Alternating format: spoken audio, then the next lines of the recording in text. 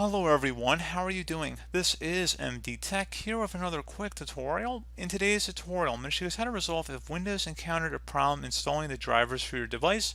Windows found drivers for your device but encountered an error while attempting to install them.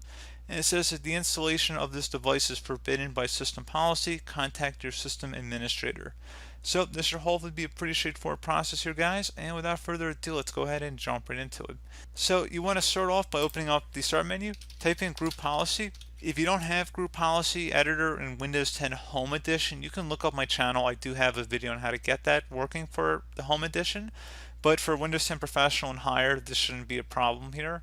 But anyway, we're going to go ahead and open up Edit Group Policy. And you want to make this window a little bit wider here.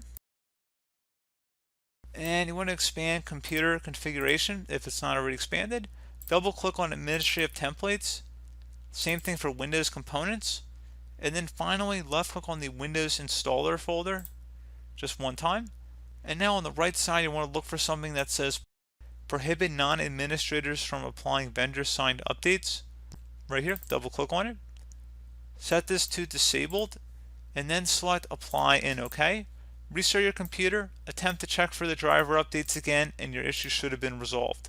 So again, restart and then check for updates and you should be good to go. So as always, thank you guys for watching this brief tutorial.